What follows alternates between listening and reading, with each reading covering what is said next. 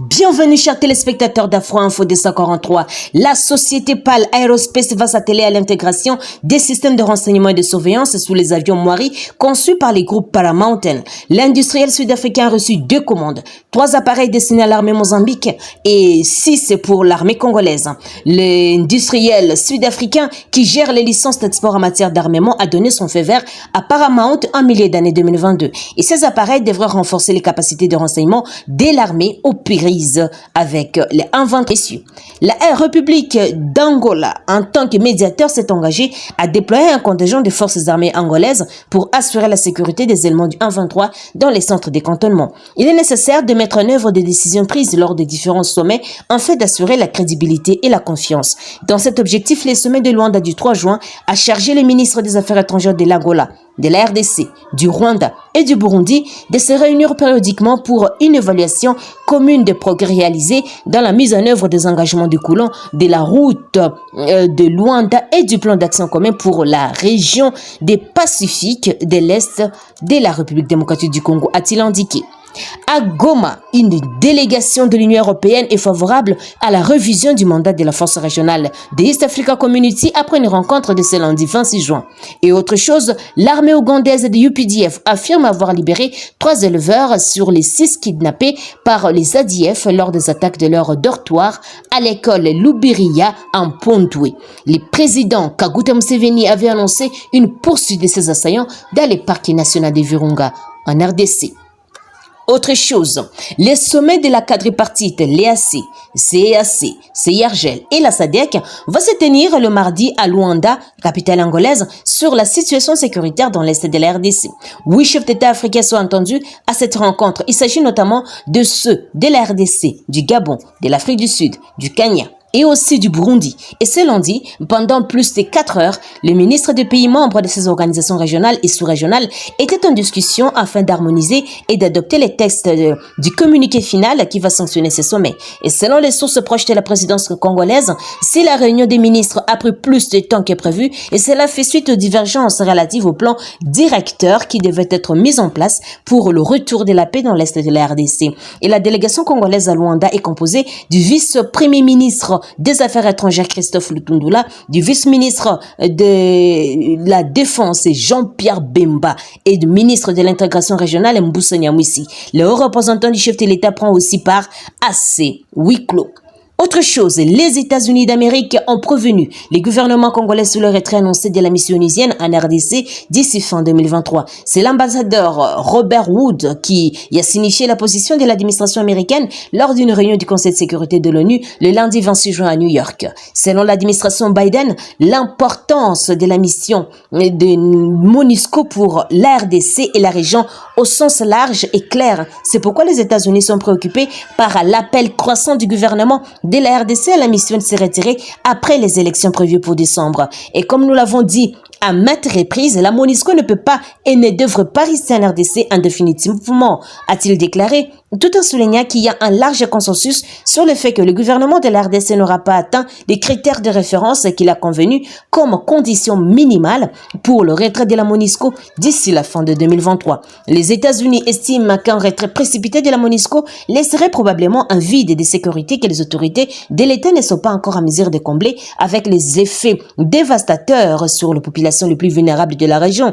Et sans la MONUSCO, nous verrons probablement plus d'activités de la part des Codeco et aussi de l'État islamique en RDC, 2 groupes armés qui ont mené des massacres choquants et effrontés dans un camp et une école des personnes déplacées à l'intérieur du pays plus tôt ce mois-ci, a affirmé le représentant des États-Unis à l'ONU.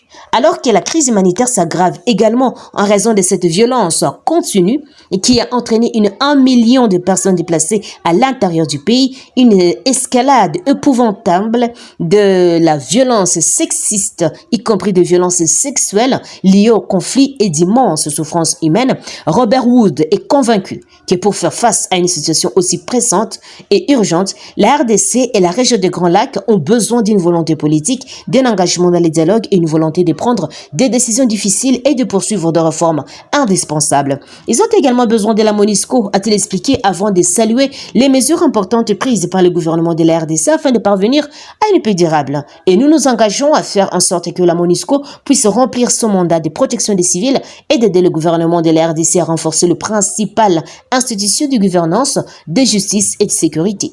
Pour que la mission réussisse, elle mérite le soutien de ses conseils et celui du gouvernement de la RDC. Et le peuple de la RDC mérite la paix. Les États-Unis les accompagnent dans leur quête d'un avenir meilleur, a-t-il soutenu. Et dans cette perspective, les États-Unis ont félicité les rapports du gouvernement du Conseil de sécurité sur la gestion des armes et de munitions, lesquels fournira un aperçu précieux des capacités du gouvernement et permettra à la communauté internationale d'aider à la prévention du trafic et du détournement d'armes légères. Dirigeons-nous dans la province de l'Ituri où la nouvelle société civile congolaise alerte sur la disparition d'au moins 21 personnes dans la localité de Masiliko en territoire de Mombasa et le maître John Voulevierio, coordonnateur de cette structure en territoire de Mombasa, note que ces 21 personnes sont portées disparues depuis le week-end dernier, après le passage des ADF dans cette partie de l'Ituri. À part le village de Masiliko, cet acteur de la nouvelle société civile indique aussi que ces rebelles ont depuis samedi circulé sans être inquiétés dans les entités de Mania, mais aussi de Bengasoli, où ils ont tué 2 personnes et brûlé plusieurs maisons, poussant des milliers d'habitants à fuir encore une fois. Il martèle sur le fait que les forces armées de la RDC doivent mener des opérations militaires pouvant aboutir à la libération de ces personnes, mais aussi à leur sécurisation. L'administrateur assistant du territoire de Mombasa affirme à Actu30.cd que les efforts sont en train d'être fournis pour la protection de la population. Le colonel Maxime Chichimbi invite la population au calme et à la dénonciation de tout mouvement suspect dans leurs entités respectives. Terminons par cette nouvelle. Un élément des forces armées de la RDC du 3203e régiment a ôté la vie à son compagnon d'armes le lundi 26 juin 2023 au village Nzinga dans les secteurs de Rwenzori du territoire de Benunsoum, cette fois au Nord Kivu, et Kabela Mutombo a été fusillé par son compagnon d'armes suite à une dispute autour de la carte des services, révèle Meleki Moulala, qui est le responsable de la nouvelle société civile du Congo.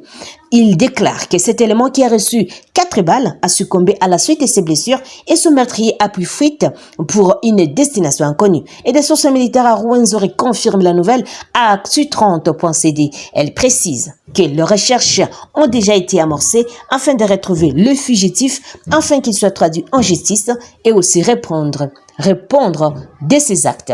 Chers téléspectateurs d'Afro Info 243, merci à vous pour votre fidélité. N'oubliez pas de vous abonner, d'aimer, de partager et de nous laisser un commentaire, mais aussi activer la petite cloche de notification pour recevoir nos informations à temps réel. Je suis Santi Chisenga, depuis la province de l'Ituri, pour Afro Info 243. Portez-vous bien.